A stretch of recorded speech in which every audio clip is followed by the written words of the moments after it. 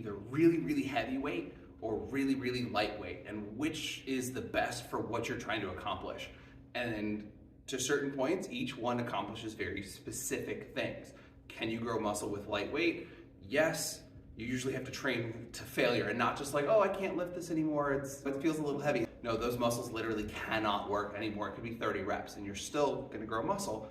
Long story short, what I wanna show you is an argument for why going a little bit lighter and putting the work where it needs to be will help you to accomplish your goal faster, and you will be able to add weight to those specific areas more efficiently and effectively, right? There's gonna be a point where you're too light for the work that you're trying to get done to be done, and there's gonna be a point where you're too heavy, where your body is just gonna recruit anything and everything to get the work done.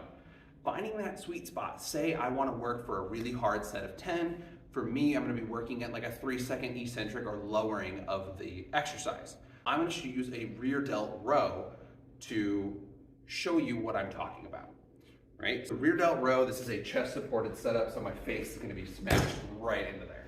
It happens, it's part of the game. Grabbing my handles, right now I have it set up at 30 pounds.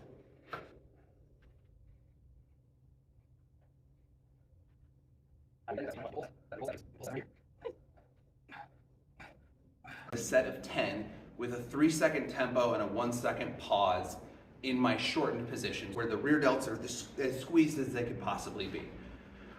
That was my intention.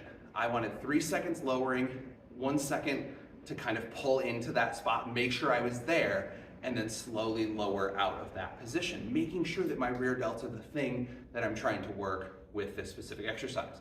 I'm gonna show you an example of what that looks like when I go too heavy to where I won't be able to actually accomplish the range of motion that I'm trying to hit. And then if I go too light, even with the tempo that I've put in, it's gonna be too easy. So by the time I'm done with 10 reps, I'm not gonna actually be getting the thing that I'm trying to accomplish, which is a lot of really hard work in that tissue.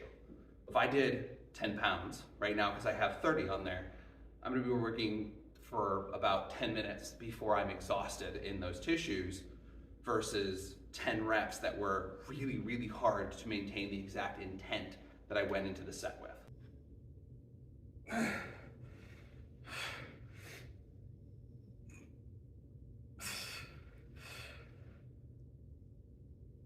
You can see it's already starting to get hard to get to that shortened position.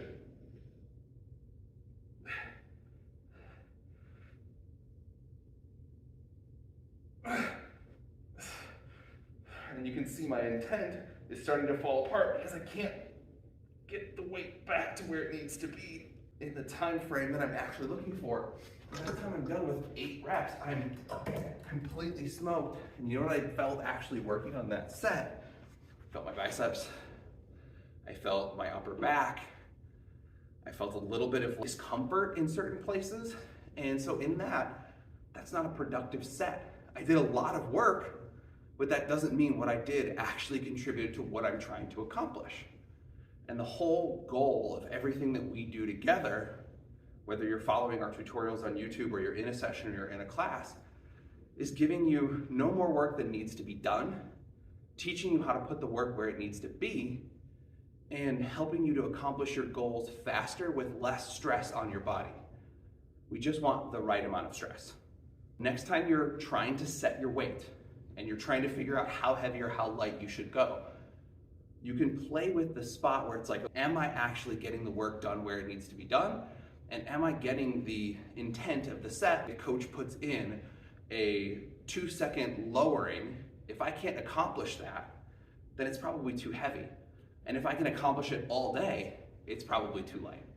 There's your argument for how to pick the right weight and when going a little bit lighter is actually the right answer.